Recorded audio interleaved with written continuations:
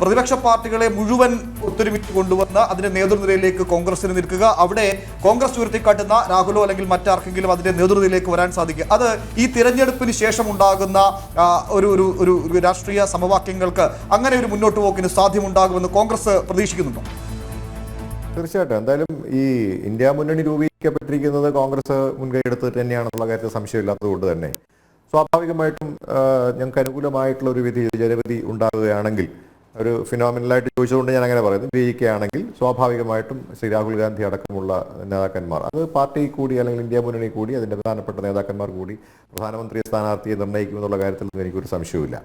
ഇതിനകത്ത് ഒരു പ്രധാനപ്പെട്ട കാര്യം ഞാൻ പറയാൻ ആഗ്രഹിക്കുന്നത്, ഈ ഇപ്പോഴുള്ള ഈ എക്സിറ്റ് പോളുകൾ സ്വാഭാവികമായിട്ട് എല്ലാ കാലത്തും എക്സിറ്റ് പോളുകൾ ഉണ്ടായിട്ടുണ്ട്. ഇവിടെ മാത്രമല്ല, ലോക ചരിത്രത്തിലൊക്കെ നമ്മൾ പരിശോധിച്ചാൽ എക്സിറ്റ് പോളുകൾ ഉണ്ടായിട്ടുണ്ട്. എക്സിറ്റ് പോളുകൾ 100% സ്ഥിരം അല്ലെങ്കിൽ ശരിയായിട്ടില്ല എന്നുള്ളതൊക്കെ നമുക്ക് എല്ലാവർക്കും അറിയാവുന്ന കാര്യമാണ്. അപ്പോൾ ഇവിടെ നമ്മൾ ആഗ്രഹിക്കുന്ന ഒരു പ്രധാനപ്പെട്ട കാര്യം എന്ന് പറയുന്നത്, കേരളത്തിലേക്കാണ് വരുന്നതെങ്കിൽ കേരളത്തിലെ ഞങ്ങൾ ആവർത്തിക്കുന്ന ഒരു പ്രധാനപ്പെട്ട കാര്യം, അത് ഇപ്പോൾ മാത്രമല്ല തെരഞ്ഞെടുപ്പിൻ്റെ തുടക്കം മുതൽ ഞങ്ങൾ ആവർത്തിക്കുന്ന ഒരു കാര്യം 2020 നമ്മൾ എത്തും എന്നുള്ള കാര്യമാണ്.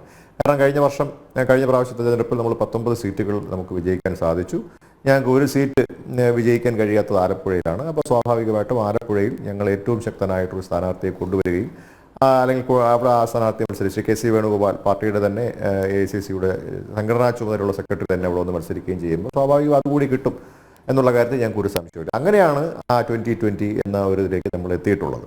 അതുപോലെ തന്നെയാണ് മറ്റ് സംസ്ഥാനങ്ങളിലുമൊക്കെ തന്നെ ഏറ്റവും മികച്ച സ്ഥാനാർത്ഥികളെ, അതോടൊപ്പം തന്നെ വിട്ടുവീഴ്ചകൾക്ക് നമ്മൾ ഒരുപാട് തയ്യാറായിട്ടുണ്ട്. നമ്മൾ പരിശോധിച്ചാൽ അറിയാം, പല സ്ഥലങ്ങളിൽ ഇപ്പോൾ ഡൽഹിയിലടക്കമുള്ള കാര്യങ്ങൾ നമ്മൾ നോക്കുമ്പോൾ അവിടെ സീറ്റുകൾ വിട്ടുകൊടുത്ത് തന്നെ മത്സരിക്കാൻ, അല്ലെങ്കിൽ നമ്മളൊരു വിട്ടുവീഴ്ച ഒരു ഇന്ത്യ മുന്നണിക്ക് മുൻകൈ എടുത്തിട്ടുള്ള അല്ലെങ്കിൽ ഇന്ത്യ മുന്നണി സഖ്യത്തിന് നേതൃത്വം കൊടുക്കുന്ന ഒരു പാർട്ടി എന്ന നിലയിൽ മറ്റ് പാർട്ടികളെല്ലാം നമ്മൾ ഉൾക്കൊണ്ടിട്ടുണ്ട്. പ്രത്യേകിച്ച് മഹാരാഷ്ട്ര, അതോടൊപ്പം ഡൽഹി തുടങ്ങിയ സ്ഥലങ്ങളൊക്കെ, നമ്മൾ പഞ്ചാബ് അടക്കമുള്ള സ്ഥലങ്ങൾ നമ്മൾ പരിശോധിച്ച് നോക്കിയാൽ അവിടെയൊക്കെ നമ്മളൊരു വിട്ടുവീഴ്ചയ്ക്ക് തയ്യാറായിട്ട് തന്നെയാണ് നമ്മൾ മുന്നോട്ട് പോയിട്ടുള്ളത്. കാരണം നമ്മൾ നേരത്തെ സൂചിപ്പിച്ചതുപോലെ നമ്മൾ രാജ്യം മുന്നോട്ട് വെക്കുന്ന രാജ്യത്തിൻ്റെ പ്രധാനപ്പെട്ട മൂല്യങ്ങളെ സംരക്ഷിക്കാൻ കഴിയുന്ന തരത്തിലുള്ള ഒരു ഭരണ സംവിധാനം ഈ രാജ്യത്തുണ്ടാകണമെന്ന് ഞങ്ങൾ ആഗ്രഹിച്ചിട്ടുണ്ട്. അതുകൊണ്ട് ഡോക്ടർ ജി വി ഹരി അങ്ങനെ വിട്ടുവീഴ്ചയ്ക്ക് തയ്യാറായത് കോൺഗ്രസ് ശക്തമല്ല എന്ന തിരിച്ചറിവിൻ്റെ അടിസ്ഥാനത്തിൽ അല്ലേ? മാത്രമല്ല, ഒരു കാര്യം കൂടി, ഇപ്പോൾ 295 സീറ്റുകൾ നേടും എന്ന് പറയുന്നു അല്ലേ? കഴിഞ്ഞ ദിവസം ഇന്ത്യ സഖ്യത്തിലെ നേതാക്കന്മാർ അവർ ഒരു യോഗം ചേർന്നിരുന്നു. അതിൽ പറഞ്ഞത് 295 സീറ്റ് കിട്ടും എന്നാണ്. പക്ഷെ നോക്കൂ, ഈ പുറത്തു വന്ന എക്സിറ്റ് പോൾ ഫലങ്ങൾ, ആ ഫലങ്ങളിൽ ഒന്നും ഇന്ത്യ സഖ്യത്തിന് അനുകൂലമായിട്ട് ഏതെങ്കിലും ഒരു സംസ്ഥാനത്ത് ജനങ്ങൾ വിധി എഴുതിയതായിട്ട് കാണുന്നില്ല.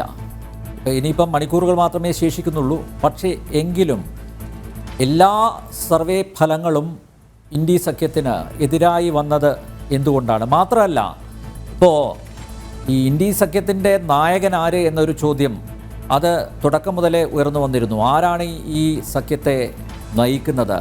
അതിൻ്റെ നേതൃത്വം ഏറ്റെടുക്കാൻ രാഹുൽ ഗാന്ധി പോലും തയ്യാറായില്ല. ഇനി അഥവാ ഇന്ത്യ സഖ്യം അധികാരത്തിലെത്തിയാൽ ആരാകും പ്രധാനമന്ത്രി? അതിന് ഒരു ഉത്തരമില്ല. മൊത്തത്തിലൊരു ആശയക്കുഴപ്പം ആ സഖ്യത്തിന് ഉണ്ടായിരുന്നു. ആ ആശയക്കുഴപ്പം തന്നെയായിരിക്കില്ലേ ഒരുപക്ഷെ വോട്ടർമാർ ഇന്ത്യ സഖ്യത്തിന് എതിരായിട്ട് ഒരു വിധി എഴുതാനുള്ള കാരണം? ഈ എക്സിറ്റ് പോൾ ഫലങ്ങളുടെ അടിസ്ഥാനത്തിലാണ് ഞാൻ ചോദിക്കുന്നത്. ഞാനത് സൂചിപ്പിച്ചതാണ്. എക്സിറ്റ് പോളുകളെ നമ്മൾ പൂർണ്ണമായും തള്ളിക്കളഞ്ഞ് തന്നെയാണ് മുന്നോട്ട് പോകുന്നത്. കാരണം എക്സിറ്റ് പോൾ എന്ന് പറയുന്നത് ഒരു ചെറിയ ശതമാനം ആളുകൾ, ഇപ്പോൾ നമുക്ക് കേരളത്തിലെ ഒരു ഉദാഹരണം പറയാം. 28% കേരളത്തിലെ എക്സിറ്റ് പോളുകൾ പറഞ്ഞിരിക്കുന്നത്. 28% എന്ന് പറയുമ്പോൾ എൻ്റെ കണക്ക് കൂട്ടലിൽ 55 ലക്ഷം വോട്ടുകൾ കേരളത്തിൽ BJP ലഭിക്കണം.